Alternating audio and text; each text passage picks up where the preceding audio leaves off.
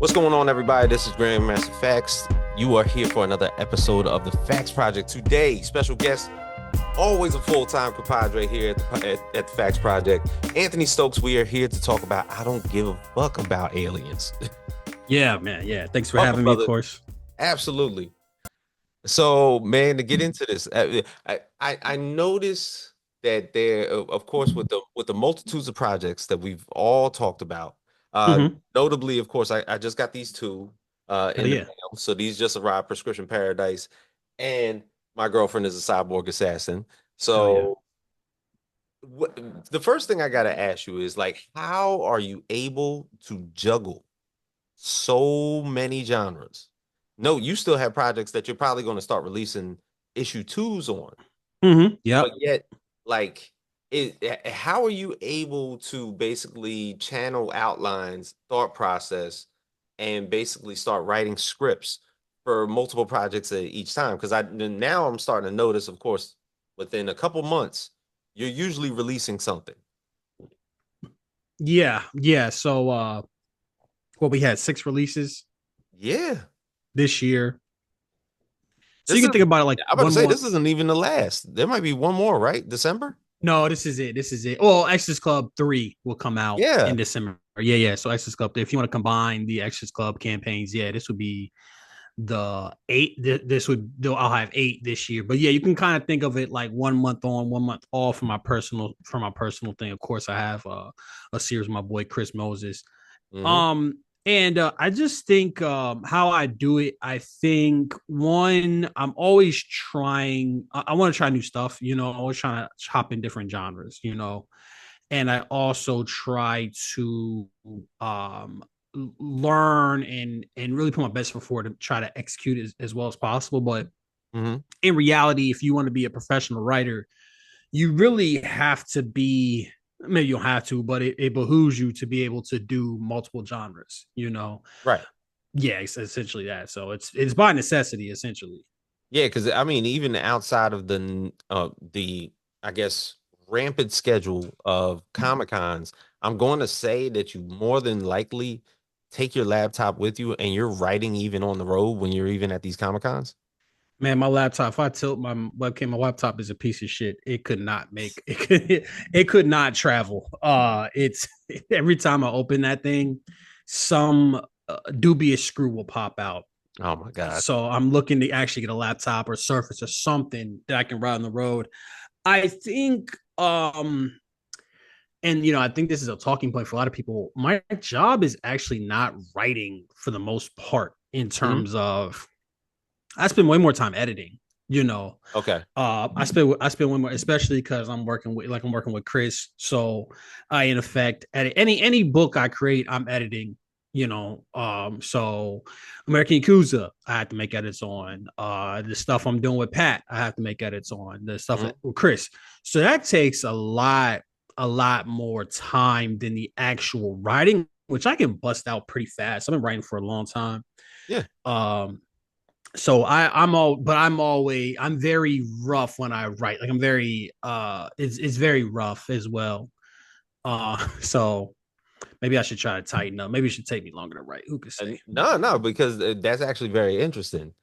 Have you been editing your own projects? Are you not putting it into the hands of another editor? Are you looking to self-edit? Even what you do a lot of collaboration, so obviously Yeah. you're getting another perspective out there. But Most creators hmm, edit their own self edit, right? right, Like you look at the art, you give notes, etc. That's in effect editing. I do work with an editor, Don Mancha. He's been working on me with since it's fun to kill. What's the most okay, recently?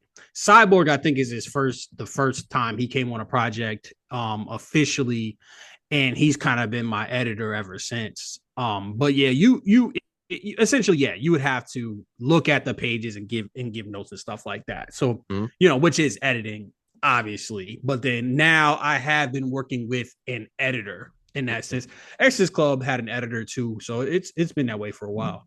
Okay, got you. So let's get right into, of course, the story that which is now live on Kickstarter. I don't give a fuck about aliens, Yeah. and no, we are going back into your comedy bag. Now I have to ask you this. Do you feel more relaxed writing comedy as when you did when you were writing stories into mental health, stories into sci-fi, stories into the psychoanalysis of a child, even though that was a comedy? You know, Right. I like, think my bad. Were you no, go ahead. I think well, you can do both, right? That's the obvious thing. I think, like, I would say intrusive thoughts number two has comedy. Yeah. I would cyborg has comedy, so no, I am still very new to it and I feel very uncomfortable in it, but I think that is that means it's new and hopefully that means you're learning, right? Like if Hmm. I felt 100%, I think the hardest thing is it's easier to communicate something that's meant to be thrilling Hmm. or scary, but comedy is so much more subjective and it's also like can you articulate to an artist what the joke is and can they execute it, and then also the thing is you need to execute it on every level. Like it has to be there in the script, it has to be there in the inks, sometimes it has to be there in the colors, it has to be there in the letters especially, Right. right? So you kind of have to follow through, and I mean jokes will get you, you'll make new jokes, you'll knock jokes out, etc. But if the writing is really tight, it kind of hurts when something doesn't end up on the page as you want, like you Mm. wanted. Okay. So when I'm reading this book, the first thing that I'm thinking is like it's like a combination between the Hangover Yeah. and I mean, well, this is kind of a little far-fetched. I watched this movie when I was a kid called Explorers, which Okay. which is actually Ethan Hawke as a kid, What? and he makes a homemade spaceship that actually goes into space, and he meets two very comedic aliens. What the Uh, hell? you would have to look this up. But all right, so we're talking about the lead character guy who's in his mid-30s. Yeah. Of course, he has a childhood friend that wants him to be the groomsman in his wedding. His childhood friend, his name is Derrick. Yes. Yep. Yes.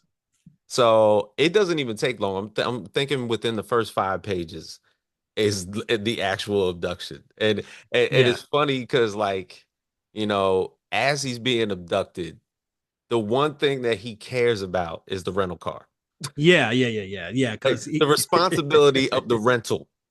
yes. Yeah. Absolutely. Yeah. We wanted to get right into it, and I think the Hangover is obviously centers on the wedding, but I think it's also the wedding being the clock, but also it's like the overarching thing, and then you kind of have these little conflicts that kind of Yeah. build off of that, these smaller or more immediate conflicts that's like, hey, am I gonna get shot, am I gonna get eaten by a tiger, etc. So I think what did I say, I said Rick and Morty. I would think Paul, the movie with Oh Seth yeah, yeah, Rogen, yeah, I think yeah. that'd be a good one too. That was a So good one. I do like that movie. Yeah, I did enjoy that movie a lot. Word. So, of course, counteraction in this, everybody would probably have a different answer as to how they would feel the first time they were ever to meet an extraterrestrial. Yeah. But in Guy's case, he meets two aliens by the name of Jeff and Ryan. They Yeah. got, Yeah. got these regular ass names. Yeah. Yeah. Which I found that part to be like one of the funniest components of the book was the Yeah. fact that he met aliens and they told him that my name's Jeff Yeah. and my name's Ryan. Yeah. Yeah. The juxtaposition. Yeah. A lot of it is, I guess, anti world building Hmm. where the characters could elaborate, but they just don't have time because there's like time sensitive things going on. Yeah, like if they'd have said Zerbops 13, I'd have been like, okay, cool, I'm with Yeah. Yeah. it. Right. But it's like even going a little bit more simple in the character description is like, yeah, they're aliens with like regular ass American names. Yeah. Exactly. So they get to, of course, posing their questions. He's terrified. He thinks he's pretty much going to get probed. Yeah. Uh, and for the most part, you know, they have a translation box like on their Yes. throats. Yeah, absolutely. Yeah. So they don't speak English and they don't or excuse me, they have a translator essentially that like is being filtered so that he can understand them. Right. So pretty much whatever their language is, they're speaking through this box. He even asked me, he was like a habla español just to see what the fuck would happen. Yeah, yeah. That's one And of they my were favorite like, parts. they're like, do you speak it? And he was like, nah, man, I failed that class. Yeah. That's They're like, I'm sure you would have did well. yeah. No, that's one of my favorite. That's one of my favorite bits. That goes back to the anti-world building of like the undercutting the potential world building that could happen of like, yeah, what would happen? And it's just we just don't even answer really. They kind of just skirt Right. past it. Like these are like, I guess, if you want to think about it, they're all knowing, Yes. even though they're a little kooky.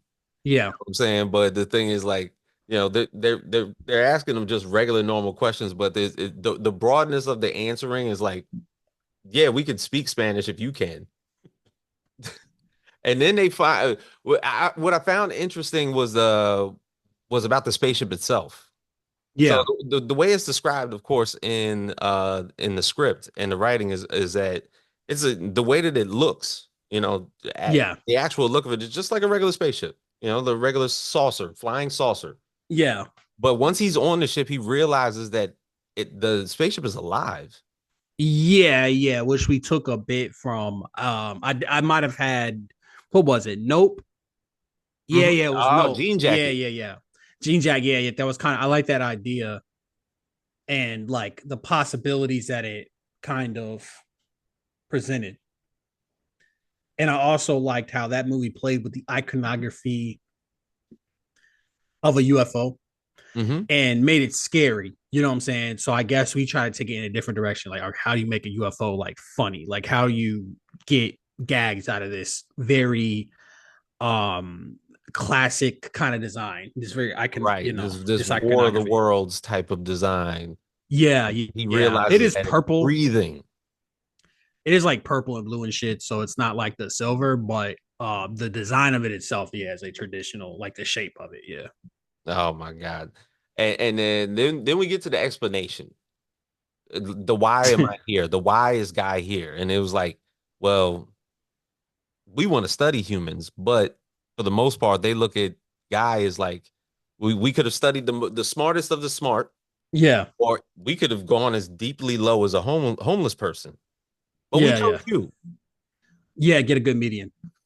Yeah, Get a good yeah. and why is that? Because He's like the most average person in the world, right? So like he's in their head, it's like you're just perfectly average. Like you're unremarkable. and they said he's the most average. They called him mediocre. They were like, you're the Mediocre, yeah. most mediocre person he could Yeah. find. Maybe unremarkable would be better, but yeah, no, exactly. Because you think about it, you wouldn't want in an experiment, you would want the extreme. You're trying to map out a different realm of outcomes, so there would make sense. Yeah, because I'm thinking to myself like, if I get brought onto an alien spaceship and you're telling me that you're going to study me, but now you're going to diss me the whole Yeah. time that we're up here. Condescending ass aliens. Word, because like within those next panels, all Guy is doing is arguing with him. He's like, I ain't mediocre. They're like, Yeah. tell me how I'm mediocre. Yeah. They elaborate. Yeah, this is actually inspired by a friend. Uh, this is inspired by my friend who is the biggest flake. I mean, I grew up with him. I know him since I was 8, maybe even younger, maybe 6, 7. Okay. And as adults, man, as adults in like the last 4 years, I might have seen him twice. He's just really flaky, and he'll just the shit he does that pisses me off is like I don't live in my home city, but he'll text me. He's like, "Hey, I'm in the town. Like, what do you want to do?" And it's like, "Yo, I'm 3 hours away. Yeah. Like, why couldn't you have told me when you were on the way or in And I could have advance?" met you while you were heading that way. Yeah. And that that was the part I was like, I wonder if I had a wedding, would he show up? And that was the Mm. the creation. Well, it was two things. that was one aspect, but the inception of this is when they had what was the was it in Mexico they had the alien discovery. Yeah, I remember. Yeah, Funny enough, I was talking to Chris Moses, and Chris Moses was like he's really big into aliens. He was like, he was cooking. I was like, I mean, I don't know if it was exactly like this, but I was like, man, I don't give a fuck about aliens. And then like on that call, we got that was the inception of the idea of like, all right, what if it's like a anti-alien, like what if somebody's just disinterested, like yeah, with it all, and then there we go, like that was those two things kind of combined to make the story basically. yeah. Well, during the story, and I'm going to say throughout the entire first issue, there is at no point, and I'm going to say probably no point where he has no care, no fear over Yeah, what he's looking at. right. Yeah, Now, why would you perpetuate him throughout this entire story? Well, for one, he's having conversations with him, so it's like they're putting him at ease. yes, yeah, exactly. They're trying to settle him down. Yeah, Yeah, they're trying to like settle him down, but at no point when he woke up from passing out or whatever, when he got basically like sucked into the spaceship, he's not like formulating the fact that I'm in a terrifying situation and I could die. None of that hits. he doesn't have time, right? Like he's got to get to the I gotta get wedding. to the way. Y'all gotta drop me off. Yeah, exactly. Yeah, no, it's I frankly I do love the story here, and I do love the bits. And I think Patrick has done a great job with the illustrations, Oh, and that's a the fact. colors are good from Ruggiero. So describe to us now the because the thing is you could have just left it at that. You could have just left it at Jeff and Ryan and their little Yeah. antics with Guy throughout this whole escapade on this spaceship. But then in walks the alien queen. Yes. Now does she have a name? Alien Queen is her name. Alien Queen is her name. And of course, we can all this can all be adjusted because Right, it's right, of course. on the letters you can adjust it. But yeah, I like the idea. Alien Queen, she's got the fucking I'm looking at the design right now. It's like a crown, Yep. like she's got a crown with a jewel and all that stuff. Yeah. So, it's messed up too because the Alien Queen is from Alien.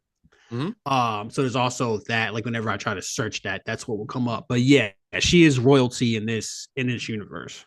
That's the headcanon anyway. And the thing is, even in her dialogue towards him, it's almost like, regardless of the fact of her even inviting the fact that she wants to have sex with him, he's like, "Can I just hit this blunt one time, Yeah. please?" And they're Yeah. like, "No, you can't smoke. It's is smoking kills. Like it's going to harm you. Like Well, it's also on the spaceship too. yeah, and it's going to harm the ship. Yeah. Like this is a living, breathing organism, and you smoking in here is going to do harm to this thing." Yes, exactly.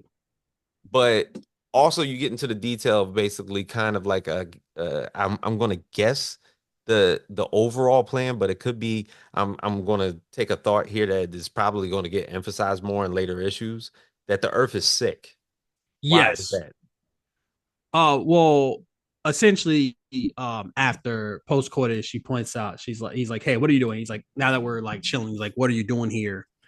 And then she's saying like, the earth is sick, humans are cancer, like implication being there that the earth is dying because of the human population not taking care of things, et cetera, et cetera. Uh-huh.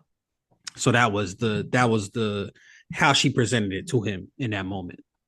Or so obviously within this first issue, it's come to be that guy is kind of like a fuck up. So Oh yeah.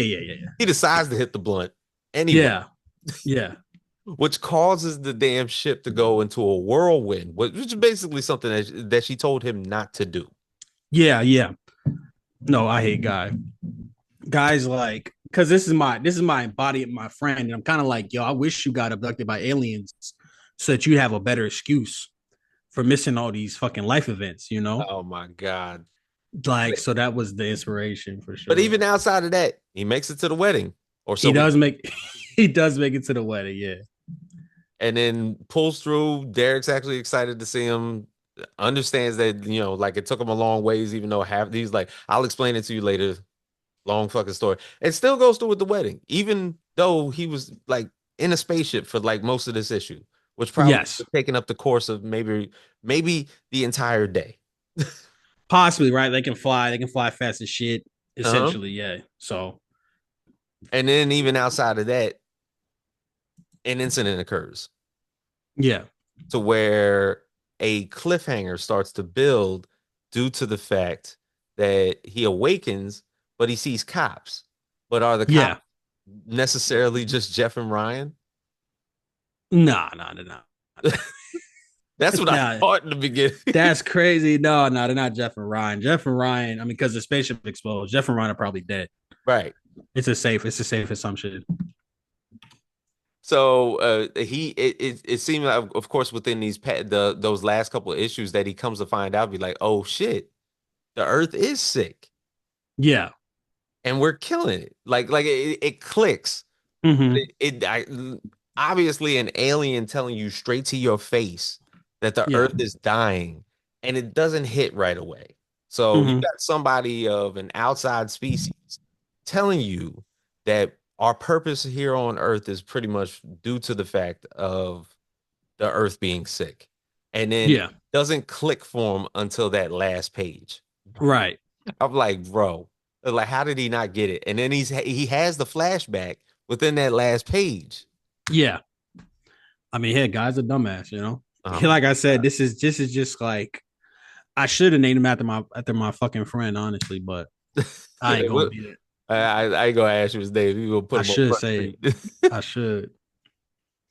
So when we get down to it, like and now no, the two titles that you have behind me have all come out, of course, in the past 6 months. Oh yeah. You obviously have been a workhorse this entire year. Yeah. Happy Halloween to you. Of course, I didn't get Thank to, you. last week. I don't know what you did. But New York Comic Con happened. Was that your first Yeah. experience up there?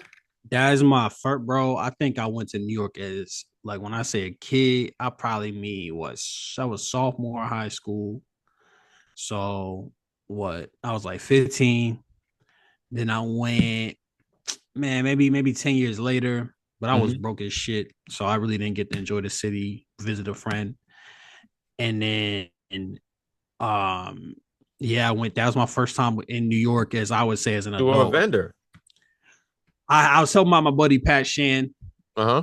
And I was holding down this booth on Saturday and Sunday. Yeah, yeah. So How'd that go? Were you selling your stuff or were you selling his? I was selling his stuff. It was Ah, interesting because he calls me a bitch for how I complained about the drive, but it was like, I mean, I drove there up there Friday during the day, and that took, I mean, from Chesapeake to New York, man, that might have been like 11 hours, 10 hours.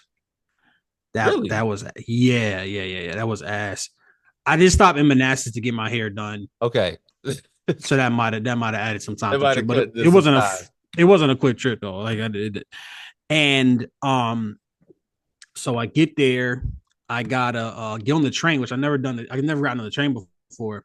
Where'd you take the I had train the from? metro from Yeah. Long Island, Oh, from Long but Island. when I Okay. was last time I was in New York, I had the metro card. I think I still might have the metro card, Yeah. so that was different. I used the app, and then long story short, like New Yorkers, they just don't stop at your like the artist alley in New York Comic Con would be the guest section at any other con, basically. Like, you know what I'm Right. saying? You had like Scott Snyder down there, like just in artist alley.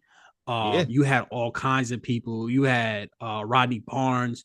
These are guys that like these people that would headline a normal con. So when somebody, and then even more so, they had Artist Alley. You had to take the elevators down. Like the main floor was on the third floor, Yeah. There was the an second elevator and an floor escalator going down to artists. down. So you wasn't stumbling through that bitch. You were down there for a purpose, and it was like brick walls. So the reverb was crazy. Everybody's talking, it's like amplified. So yeah, if you're down, I couldn't get people to stop, bro. We ended up having a really good sales day, but I could not get motherfuckers to come to the damn table, bro. I was like, yo, New Yorkers don't give a fuck. Like, they do not care, bro. Oh my God. I mean, other than that, I mean, I know when you do Comic Cons that are like basically based in Virginia or in Maryland or anything like that, or even Mhm. even in North Carolina, stuff that's like pretty much close to you and whatnot. Like Yeah, the opportunity there is that you actually get a chance to like rap with a lot of people about the comics that you're creating and everything. yeah. Did you actually get off the table to actually like, did you meet any other creators that maybe you haven't met? I was working both days, so I was really locked in. I met like some people like Lyrics was there at the table. Okay. She was great. Um, well, there's other people. I'm so damn sorry, I can't remember who. I mean, I don't want to misspeak, but there was a bunch of artists that no, I met with some artists and I talked to some publishers and I actually got some good news. Okay. But I was mostly at the table, like for Gotcha. the for the most part, So it was almost like you barely had an opportunity to partake in what was And happening. when I'm at a con, bro, I'm more or less at the table the whole time. Anyway, it was so funny because I was at a different con, and this one guy was like, "Yeah, you gotta go walk around." I'm like, "Nah, bro, I'm here to make a bag." Like, nah, I'm here to sell comics, bro. I'm here to move merch. Right. And the Saturday was actually went really good. I mean, probably my best single day that I've had at a con. It wasn't my stuff, but it was funny because I'm when I helped out Pat, I was like, yo, this is great because I get the rush from making a sale, Yeah. but I have none of the financial burden. He was like, motherfucker, I got the financial Right. burden. And I was like, It's man, my paper, my that ink. ain't my that ain't my problem, bro. I'm gonna sell these comics and we gonna keep it moving. So coming up, of course, in these next couple months, we already talked about it a little bit because I knew about the seventh project, Exorcist Club 2. So and correct me Three. if I'm wrong. Is it three? Okay, Three's so coming out. Yeah. correct me if I'm wrong. Was this you and Chris's first collaboration, or was it Exodus Club was before American Yakuza. Yeah, so that was your first collaboration. X Club was the first one. Then we have American Yakuza, and then we have a book coming out through Pat that we collabed on. So we got a couple. We got a couple issues coming out. There was a real good reception around I remember when the first couple issues started to come out, like Yeah, man. I mean, we were at people were looking Baltimore. forward to it because y'all haven't collabed before in the past. No, we hadn't. Yeah, that was probably my first ever collab too. Um, Chris is a great partner when he wants to be, but we were at Baltimore. It was a me. So me, Charlie, McKelvey. and Charlie McKelvey and Chris are there, and we all each in Baltimore Comic Con, we each all have our copies of American Yakuza, Mm-hmm. and bro, that shit was selling like hotcakes, bro. I've never seen a series sell like this before, bro. I sold. He gave me the previous con. He gave me 15 copies. I sold 13 of them. So I Mm-hmm. bought another pack, and I sold that, and I bought another 2 pack, and I sold another pack of that.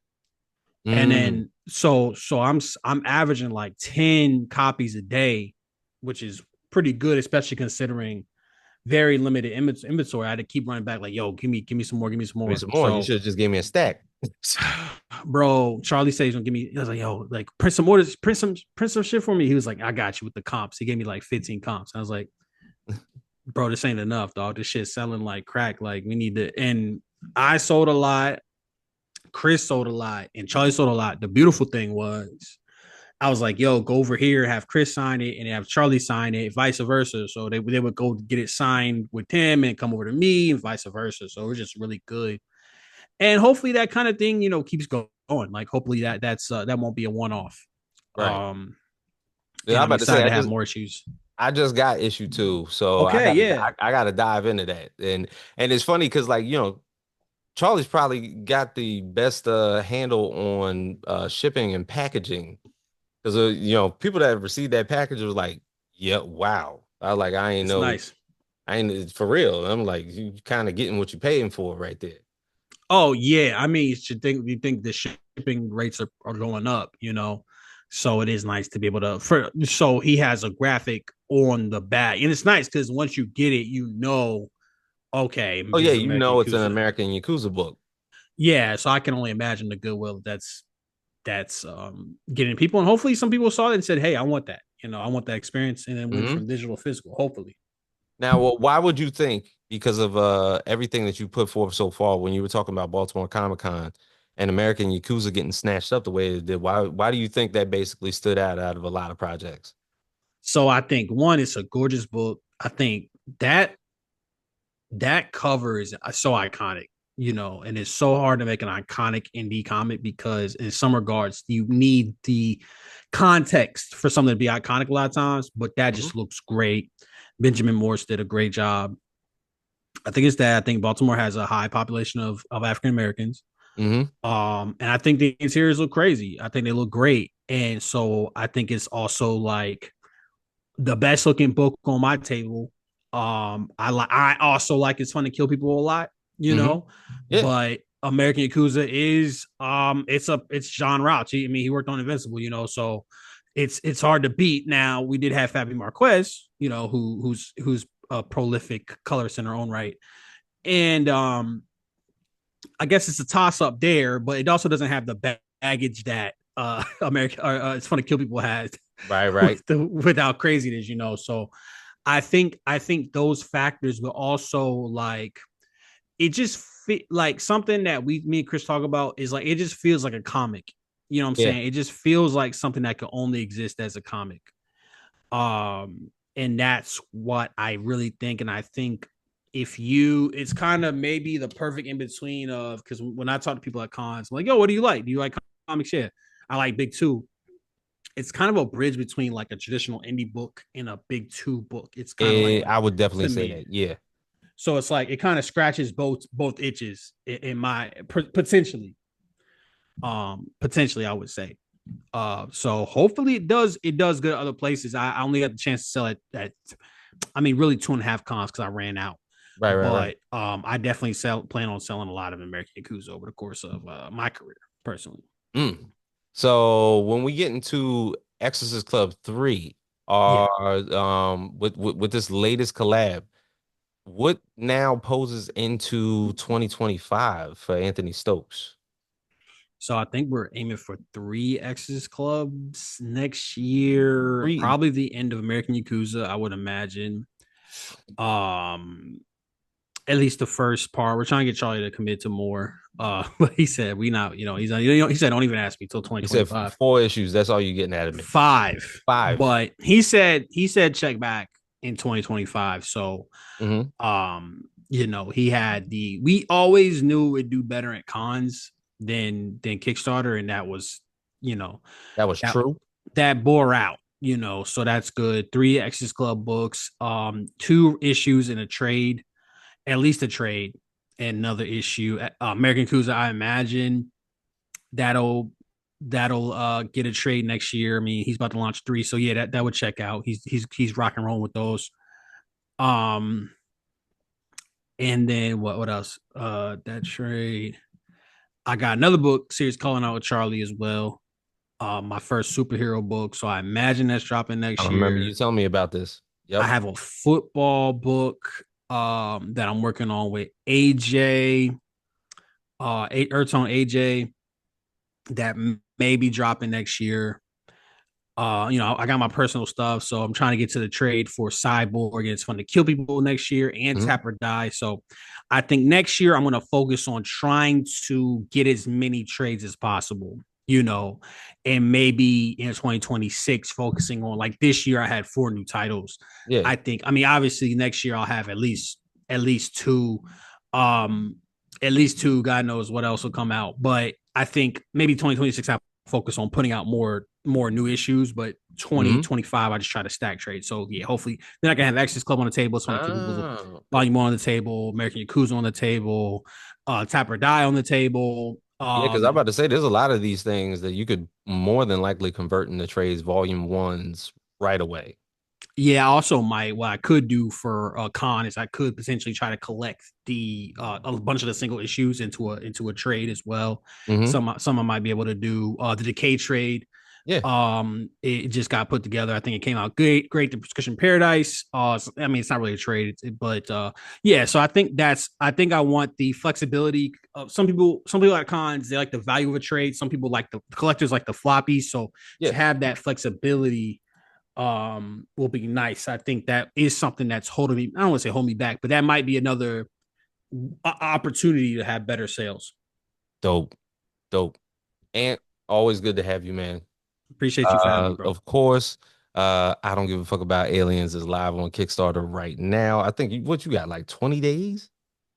We got 22 days. 22 days. So you got like 3 weeks. And look, already funded. So Yeah. congratulations already.